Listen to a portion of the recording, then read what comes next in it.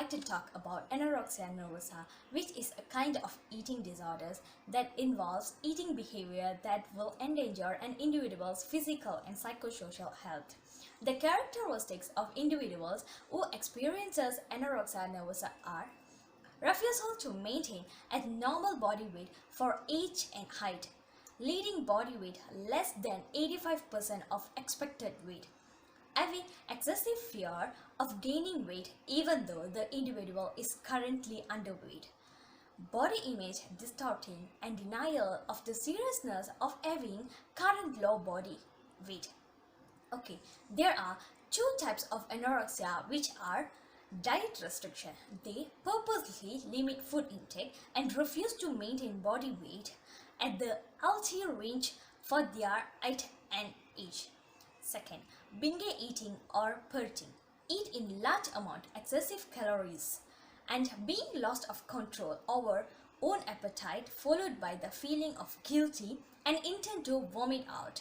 So as you can see the previous scene, the girl is implementing diet restriction in which she purposely limits her food intake as she trying to stay as thin as possible by refusing to eat.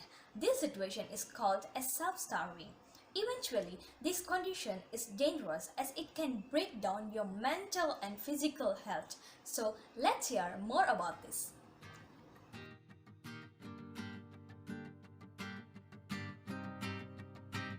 The symptoms are low pulse rate, drowsiness, obsessional thinking, low self-esteem, irritability, increased perfectionism, and etc.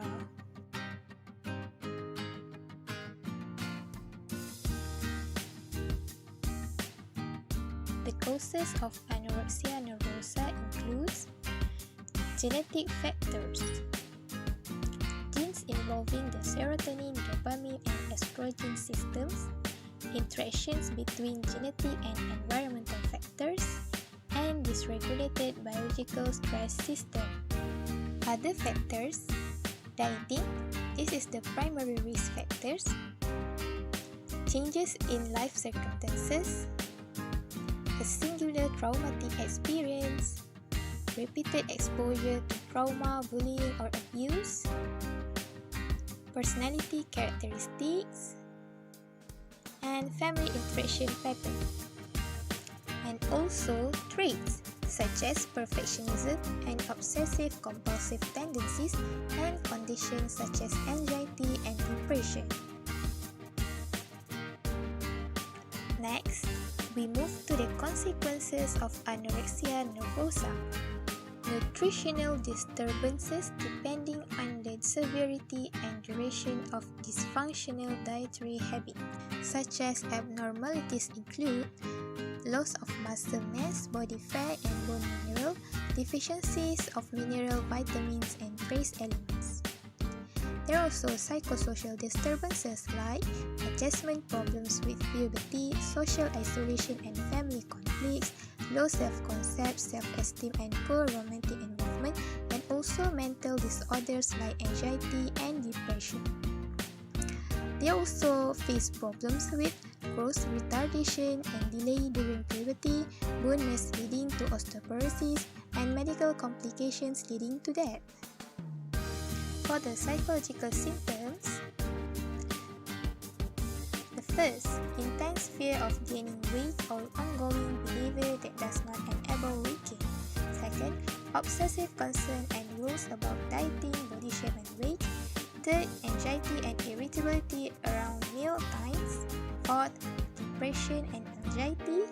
Fifth, low self-esteem along with perfectionism. Sixth, slow thinking and decreased ability to concentrate. 7.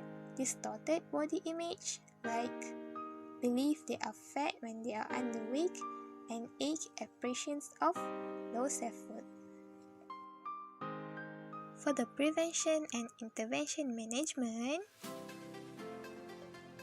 several preventions such as addressing social norms and the health risks of eating disorders, urging symptomatic individuals to accept treatments, and prevention and eating disorders current thinking that has followed Kaplan's conceptualization.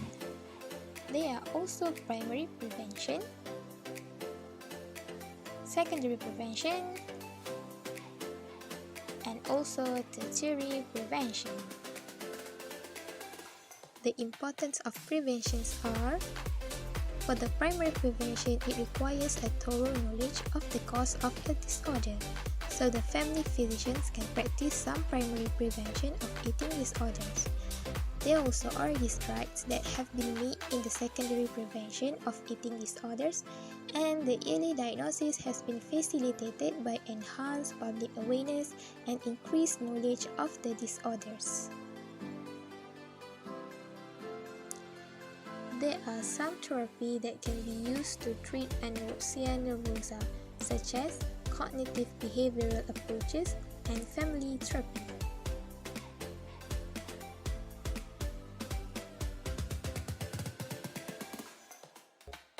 Cognitive behavioral therapy has shown some success in changing both cognitive distortion that accompany body image problems and eating behavior.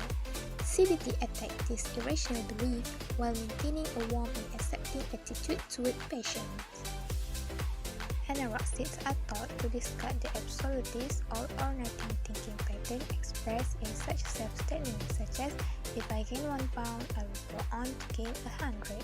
So addressing this cognitive distortion may be more important than previously recognized.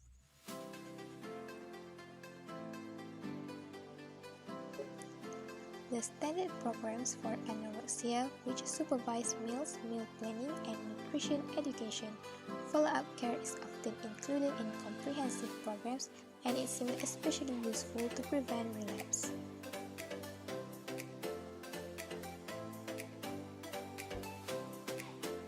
Oh, for the family therapy, rather than treat parents as part of the problem, this approach accepts them as an essential part of the solution. It is relatively easy to get anorexics to gain weight.